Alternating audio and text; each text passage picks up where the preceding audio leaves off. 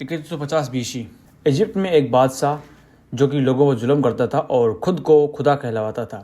یہ غرور کے نشے میں دھت تھا اور اس انسان کا نام مشعب بن ولید تھا، جسے آج ہم فرعون کے نام سے جانتے ہیں۔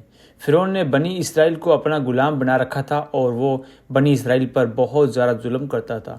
فرعون کی حکومت کے کچھ سال گزرے تھے اور اس کا ظلم بڑھتا گیا، لیکن ایک دن اس نے لوگوں کو باتیں کرتے ہوئے سنا کہ اسرائیل میں ایک ایسا بیٹا پیدا ہوگا جو کہ فرعون کی حکومت کو گرا دے گا۔ فرعون کو لگا کہ لوگوں نے کوئی خواب دیکھ لیا ہے یا پھر یہ ان کی کتابوں کی کوئی پریڈکشن ہے، لیکن ایک دن فرعون نے خواب دیکھا کہ ایک یروشلم کی آگ آتی آ رہی ہے اور وہ مصر کے سارے گھروں کو جلا رہی ہے، لیکن بنی اسرائیل کے بچوں کو کوئی نقصان نہیں پہنچا رہی۔ فرعون ڈرا ہوا تھا اور نیند سے اٹھا اور اس نے اپنے سارے جادوگر اور پریڈکٹ کرنے والوں کو جمع کیا اور انہیں اس خواب کے بارے میں بتایا۔ انہوں نے بتایا کہ بنی اسرائیل میں ایک لڑکا پیدا ہوگا اور تم اس کے ہاتھوں سے مارے جاؤ گے۔ تو یہ سن کر فرعون نے تو حکم دے دیا کہ بنی اسرائیل میں جو بھی لڑکا پیدا ہو اسے مار دیا جائے۔ فرعون کے اس حکم کے بعد سے بنی اسرائیل میں جو بھی لڑکا پیدا ہوتا اسے مار دیا جاتا تھا۔ لیکن ایک دن اکنامکس ایکسپرٹ نے فرعون سے کہا کہ بنی اسرائیل کے بوڑھے مرتے جا رہے ہیں اور اگر کوئی لڑکا پیدا نہیں ہوا تو اسے ہم مار دیں گے، تو اس طرح سے تو پھر کوئی بندہ پیدا بھی نہیں ہوگا اور نہ ہی ہم انہیں غلام بنا سکیں گے اور کام لے سکیں گے۔ ہمیں کوئی پالیسی اپنانی چاہیے جس میں سے ایک سال اگر کوئی لڑکا پیدا ہو تو اسے ہم مار دیا کریں گے اور دوسرے سال اگر کوئی لڑکا پیدا ہوگا تو اسے ہم چھوڑ دیا کریں گے۔ فرعون نے اس بات کو سمجھا اور اس کے بعد اسی طرح انہوں نے جس سال بچوں کو زندہ چھوڑا جانا تھا اسی سال حضرت موسیٰ علیہ السلام کی والدہ تھی وہ حاملہ ہوئی اور انہوں نے حضرت موسیٰ علیہ السلام کے بھائی حضرت ہارون علیہ السلام کو جنم دیا۔ لیکن اس کے اگلے ہی سال جب بچوں کو قتل کرنا تھا تو اسی ٹائم حضرت موسیٰ علیہ السلام پیدا ہوئے تھے۔ حضرت موسیٰ علیہ السلام کی ماں کو ڈر تھا کہ ان کے بچے کو بھی قتل نہ کر دیا جائے، تبھی اللہ نے حضرت موسیٰ علیہ السلام کی ماں کو الہام فرمایا کہ اسے دودھ پلا کر پھر جب تجھے اس پر خوف ہو تو اسے دریا میں ڈال دے اور خوف نہ کر اور غم نہ کر، بے شک ہم اس طرف سے تیری طرف واپس لائیں گے اور اسے رسولوں میں بنائیں گے۔ حضرت موسیٰ علیہ السلام کی والدہ نے اللہ کے حکم کو مانا اور حضرت موسیٰ علیہ السلام کو ایک ٹوکری میں ڈال کر دریائے نیل کے کنارے جا کر پانی میں چھوڑ دیا۔ جب حضرت موسیٰ علیہ السلام کی ماں نے انہیں دریا میں چھوڑا تو اللہ نے ٹوکری کو حکم دیا کہ وہ تیرتی ہوئی فرعون کے محل کے کنارے دریا پر آ گئی اور وہاں سے محل کے نوکروں نے اس ٹوکری کو اٹھایا اور فرعون کی بیوی کے پاس لے گئے۔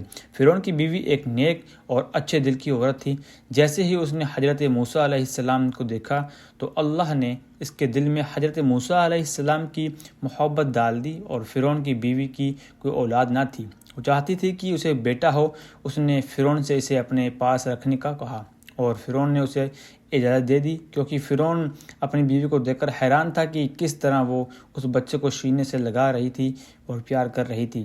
اسی طرح سے یہ سلسلہ چلتا رہا اور حضرت موسیٰ علیہ السلام بڑے ہوتے گئے۔ اللہ نے حضرت موسیٰ علیہ السلام کو فرعون کے گھر میں پال کر دکھا دیا کہ وہی سچا رب ہے، اور یہاں تک کہ اللہ نے حضرت موسیٰ علیہ السلام کو اسی سال پیدا کیا جس سال بچوں کو مار دیا جاتا تھا۔ یہ سب اس رب کی قدرت ہے، اور موسیٰ علیہ السلام کو اللہ نے طاقت اور دین کا علم عطا کیا تھا۔ ایک دن حضرت موسیٰ علیہ السلام نے دیکھا کہ ایک اسرائیلی کو کچھ لوگ مصر کے لوگ مار رہے ہیں، پیٹ رہے ہیں۔ اس اسرائیلی نے موسیٰ علیہ السلام سے مدد مانگی تو حضرت موسیٰ علیہ السلام نے اس کی مدد کرنے کے لیے آگے آئے اور حضرت موسیٰ علیہ السلام نے اس آدمی کو غلطی سے قتل کر دیا۔ موسیٰ علیہ السلام کو لگا کہ اب وہ بہت بڑی غلطی کر دی ہے اور وہ بہت ہی زیادہ دکھی ہوئے اور انہوں نے فوراً اللہ سے معافی مانگی اور اللہ نے بھی انہیں معاف کر دیا تھا، کیونکہ موسیٰ علیہ السلام کا اس انسان کو قتل کرنے کا کوئی ارادہ نہیں تھا، یہ تو بس محض ایک غلطی سے ہو گیا تھا، مدد کرنا چاہتے تھے۔ اگلے ہی دن جب حضرت موسیٰ علیہ السلام نے دیکھا کہ وہی انسان جسے کل لوگ مار رہے تھے آج بھی ایک لڑائی میں پڑا ہوا تھا، تو حضرت موسیٰ علیہ السلام اس کے پاس گئے اور اس سے کہا کہ تم مجھے جھگڑالو لگتے ہو، تمہارا ہر روز کسی نہ کسی سے جھگڑا ہوتا ہی رہتا ہے۔ خیر، اس انسان کو لگا کہ موسیٰ علیہ السلام اسے بھی مار دیں گے جیسے کل کسی مصری کو مارا تھا، تو اس اسرائیلی نے موسیٰ علیہ السلام سے کہا کہ کیا تم مجھے بھی مار دو گے جیسے کہ تم نے کل اس مصری کو مارا تھا؟ جیسے اس نے یہ کہا تھا تو اس کے ساتھ جو مصر کے لوگ لڑ رہے تھے انہوں نے یہ سن لیا اور جا کر وہاں کے لوگوں کو خبر دے دی کہ موسیٰ نے ایک مصری کو قتل کر دیا تھا۔ اس کے فوراً بعد ایک انسان نے موسیٰ علیہ السلام کو آ کر بتایا کہ وہاں کے جو چیف ہیں تمہارے خلاف مقدمہ چلایا جا رہا ہے اور تمہیں قتل کرنے کا مشورہ کیا جا رہا ہے۔ میں تمہیں مشورہ دوں گا کہ تم بھاگ جاؤ۔ اور موسیٰ علیہ السلام کو جیسے ہی یہ پتہ چلا تو وہ بغیر کسی تیاری کے مصر سے بھاگ گئے۔ اس کے پاس نہ تو کوئی کپڑے تھے اور نہ ہی کچھ کھانے کے لیے تھا۔ وہ گرم ریت پر ننگے پاؤں چل رہے تھے۔ انہیں فرعون کے لوگوں کا خوف تھا کہ کہیں نہ کہیں وہ انہیں قتل نہ کر دے، اس لیے وہ چلتے گئے اور یہاں تک کہ سفر کر رہے تھے جو کہ سیریا کے اور مصر کے درمیان ایک علاقہ تھا۔ اس سفر میں حضرت موسیٰ علیہ السلام کے ساتھ کوئی نہ تھا سوائے اللہ کے۔ موسیٰ علیہ السلام نے لگاتار 8 راتوں تک سفر کیا، یہاں تک کہ دن کے وقت وہ چھپ جایا کرتے تھے اور رات کو سفر کیا کرتے تھے۔ ریگستان پار کرنے کے بعد حضرت موسیٰ علیہ السلام ایک جگہ پہنچے جہاں پر وہ ایک درخت کے نیچے لیٹ گئے۔ انہوں نے وہاں بہت زیادہ بھوک پیاس لگی تھی اور وہ بہت زیادہ تھکے ہوئے تھے۔ یہی حضرت موسیٰ علیہ السلام نے دیکھا کہ کچھ دو عورتیں بکریوں کو اپنا پانی پلا رہی ہیں۔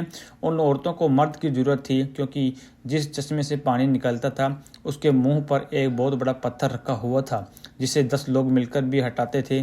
حضرت موسیٰ علیہ السلام نے اپنی پیاس کو چھوڑ کر ان عورتوں کی مدد کی اور اس پتھر کو اکیلے ہی ہٹا دیا کیونکہ موسیٰ علیہ السلام کو اللہ نے کافی طاقت بخشی تھی، اور انہوں نے چشمے سے اپنے بکریوں کو پانی پلایا اور واپس گھر چلی گئی۔ گھر جا کر ان عورتوں نے اپنے بوڑھے باپ کو اس واقعے کے بارے میں بتایا تو ان کے بوڑھے باپ نے حضرت موسیٰ علیہ السلام کو اپنے گھر آنے کی دعوت دی اور موسیٰ علیہ السلام نے اس دعوت کو قبول کر لیا۔ وہاں انہوں نے ان عورتوں کے باپ کو سب سچ بتا دیا کہ وہ مصر سے کیوں بھاگ کر آئے ہیں، اور اس بوڑھے انسان نے حضرت موسیٰ علیہ السلام کو اپنے گھر میں جگہ دی، اور وہ بوڑھا موسیٰ علیہ السلام کو ان کی بیٹیوں کے لیے بھی کی گئی مدد کے لیے خوش ہوا تھا، اور اس نے حضرت موسیٰ علیہ السلام کو آفر دیا کہ وہ اس کی جس بیٹی سے چاہے نکاح کر لے، لیکن بعد میں اسے 8 سال کام کرنا ہوگا۔ تو حضرت موسیٰ علیہ السلام کو یہ صحیح لگا کیونکہ اسے اس جگہ میں کوئی جانتا بھی نہیں تھا اور نہ ہی کوئی اسے پہچانتا تھا، تو کوئی گھر بھی نہ تھا اس کے بعد۔ تو حضرت موسیٰ علیہ السلام نے اس کی بڑی بیٹی کے ساتھ شادی کر لی، اور اس کے بعد حضرت موسیٰ علیہ السلام نے 10 سال کام کیا، اور 10 سال حضرت موسیٰ علیہ السلام کی زندگی کے بہت اہم تھے۔ ان 10 سالوں میں حضرت موسیٰ علیہ السلام اللہ کی قدرت پر غور فرماتے تھے۔ کبھی وہ سورج کو اور کبھی دیکھتے تھے اور کبھی رات کو ستاروں پر غور فرماتے تھے۔ اسی طرح سے وہ الگ الگ چیزوں کو آبزرو کرتے تھے۔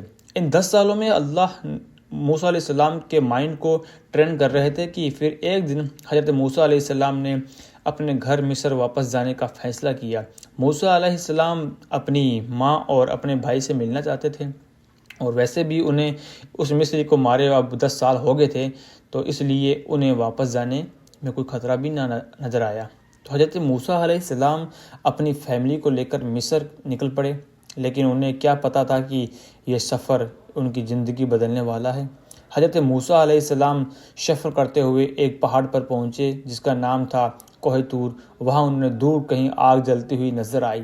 حضرت موسیٰ علیہ السلام جسم کو گرم رکھنے کے لیے آگ لینے کے لیے گئے۔ جیسے ہی وہ آگ کے پاس پہنچے تو انہیں ایک خوبصورت آواز سنائی دی، اے موسیٰ، میں اللہ ہوں، اس کائنات کا رب ہوں۔ موسیٰ علیہ السلام نے گھبرا کر ادھر ادھر دیکھا تو اسے پھر سے آواز آئی، اے موسیٰ، تیرے دائیں ہاتھ میں کیا ہے؟ موسیٰ علیہ السلام نے کانپتے ہوئے جواب دیا کہ یہ میرا عصا ہے جس پر میں ٹیک لگاتا ہوں اور جس سے میں اپنی بکریاں بھیڑیں چراتا ہوں، شاخیں مارتا ہوں اور دوسرے کاموں بھی لیتا ہوں۔ اسی آواز نے اسے پھر حکم دیا کہ اپنی لاٹھی پھینک دو۔ انہوں نے ایسا ہی کیا اور فوراً ہی لاٹھی سانپ بن گئی۔ حضرت موسیٰ علیہ السلام بھاگنے کے لیے مڑے، لیکن آواز نے دوبارہ اسے کہا کہ ڈرو نہیں، اسے پکڑو اور ہم اسے اس کی پہلی حالت میں لوٹا دیں گے۔ خیر، سانپ واپس اپنی لاٹھی میں بدل گیا اور موسیٰ علیہ السلام کا ڈر ختم ہو گیا کیونکہ انہوں نے محسوس کیا کہ وہ حق کی گواہی دے رہے ہیں۔ یہاں غور کرنے والی بات یہ ہے کہ پہلے اللہ نے حضرت موسیٰ علیہ السلام کو اس چھڑی کے فائدے یاد دلائے اور پھر اس سے کہا کہ پھینک دو۔ اس کے بعد جب وہ چھڑی سانپ بن گئی تو اللہ نے کہا کہ اس چھڑی کو اٹھاؤ۔ تو یہاں بڑا ہی کمال کا سبق چھپا ہوا تھا۔ جب تک تم اپنے پسندیدہ چیزوں کو اللہ کی راہ میں قربان کرو گے اور ان چیزوں کو جو کہ تمہیں بری لگتی ہیں اللہ کے لیے اپناؤ گے، تب تک تم کامیاب رہو گے۔ اسی میں پورا کا پورا دین چھپا ہوا ہے۔ پھر اللہ نے حضرت موسیٰ علیہ السلام کو حکم دیا کہ اپنا ہاتھ اپنی چادر میں ڈال کر انہیں باہر نکالو۔ تو حضرت موسیٰ نے ایک شاندار چمک کے ساتھ ہاتھ باہر نکلا۔ حضرت موسیٰ علیہ السلام کو حکم دیا کہ تمہارے رب کی طرف سے یہ 2 نشانیاں ہیں، فرعون اور اس کے سرداروں کے پاس جاؤ، کیونکہ وہ بہت بڑا ہی بدسلوک گروہ ہے اور حد پار کر چکا ہے۔ اللہ نے حضرت موسیٰ علیہ السلام کو اپنی حفاظت کا یقین دلایا اور اس کے دل میں سکون دیا۔ موسیٰ اور ہارون علیہ السلام ایک ساتھ فرعون کے پاس گئے اور اسے اپنے پیغام پہنچایا۔ موسیٰ علیہ السلام نے اسے اللہ کی دین کی دعوت دی اور فرعون نے سوچا کہ موسیٰ پاگل ہو گیا ہے، جو اس نے مجھ سے انسان کے سامنے بات کرنے کی ضرورت کی۔ فرعون نے پوچھا کہ تم کیا چاہتے ہو؟ تو موسیٰ علیہ السلام نے جواب دیا کہ میں چاہتا ہوں کہ تم بنی اسرائیل کو ہمارے ساتھ بھیج دو۔ تو فرعون نے پوچھا کہ میں ان کو کیوں بھیجوں؟ یہ میرے غلام ہیں۔ موسیٰ علیہ السلام نے جواب دیا کہ یہ اللہ کے بندے ہیں۔ فرعون نے موسیٰ اور ہارون علیہ السلام کو حراست میں لے لیا اور اس سے دنیا کے بہترین جادوگروں کو پرکٹ کرنے کے لیے کہا۔ موسیٰ علیہ السلام اور جادوگروں کے درمیان ایک مقابلہ کرنے کی تیاری شروع کر دی گئی۔ ہر کوئی اس عظیم مقابلے کو دیکھنے کے لیے بےتاب تھا کہ اس سے شروع ہونے سے پہلے ہی موسیٰ علیہ السلام اٹھے تو بڑے حضور میں خاموشی چھائی ہوئی تھی۔ موسیٰ علیہ السلام نے جادوگروں سے کہا کہ افسوس ہے کہ تم پر، اگر تم نے اللہ پر اس کے معجزے کو جادو کہہ کر اور فرعون کے ساتھ دیانت داری اور جھوٹ باندھا، کیونکہ جو اللہ پر جھوٹ بولتا ہے وہ بری طرح سے ناکام ہوتا ہے۔ حضرت موسیٰ علیہ السلام نے سچے دل سے کہا اور جادوگروں کو سوچنے پر مجبور کر دیا، لیکن وہ پیسے اور لے کے نشے میں دھت تھے۔ موسیٰ علیہ السلام نے جادوگروں سے کہا کہ وہ پہلے اپنا جادو دکھائے، تو انہوں نے اپنے جادوئی چیزیں زمین پر پھینک دی، جن سے ان کی لاٹھیاں اور رسیوں نے سانپوں کی شکل اختیار کر لی۔ جو لوگ یہ دیکھ کر حیران ہو گئے۔ فرعون اور اس کے ساتھیوں نے زور زور سے تالیاں بجائی۔ پھر موسیٰ علیہ السلام نے اپنا عصا پھینک دیا اور زور سے سانپ بڑا اژدہا بن گیا۔ یہ دیکھ کر لوگ کھڑے ہو گئے اور فرعون اور اس کے آدمی خاموش ہو گئے۔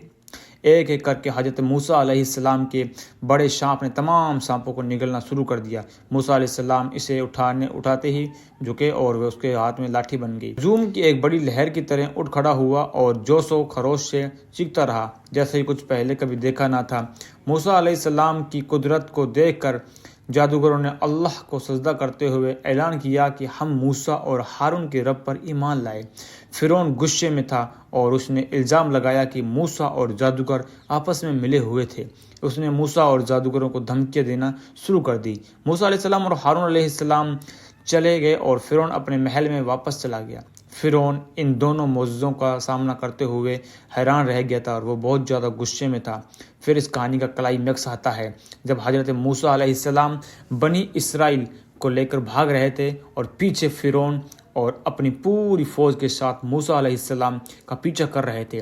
موسیٰ علیہ السلام بھاگتے ہوئے سمندر کے پاس پہنچے اور آگے کا راستہ ختم ہو چکا تھا۔ اب بھاگنے کے لیے راستہ بھی نہیں تھا اور پیچھے فرعون کی اپنی پوری فوج کے ساتھ بھاگتا ہوا حملہ کرنے کے لیے آ رہا تھا۔ بنی اسرائیل جو حضرت موسیٰ علیہ السلام کے ساتھ تھے وہ کہنے لگے کہ اے موسیٰ، تو نے ہمیں کہاں پھنسا دیا ہے، اب ہمارا کیا ہوگا؟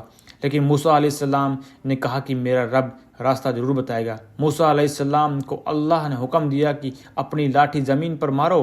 حضرت موسیٰ علیہ السلام نے ایسا ہی کیا اور اس کے بعد میں ایک کمال کا معجزہ ظاہر ہوا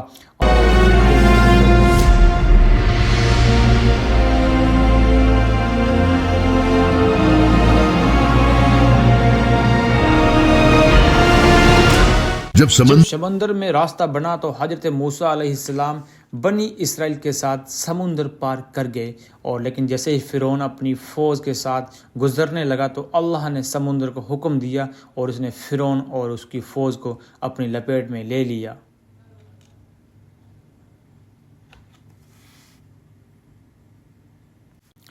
لیکن کہانی یہاں ختم نہیں ہوتی میرے دوست۔ اللہ نے قرآن میں فرمایا ہے کہ ہم فرعون کی لاش کو بعد میں آنے والے لوگوں کے لیے نشانی بنا دیں گے، اور آج ہم تیری لاش کو بچا لیں گے تاکہ تو اپنے بعد والوں کے لیے نشانی بن جائے، اور بے شک لوگ ہماری نشانیوں سے ضرور غافل ہیں۔ اللہ نے ایسا ہی کیا، اور 1898 میں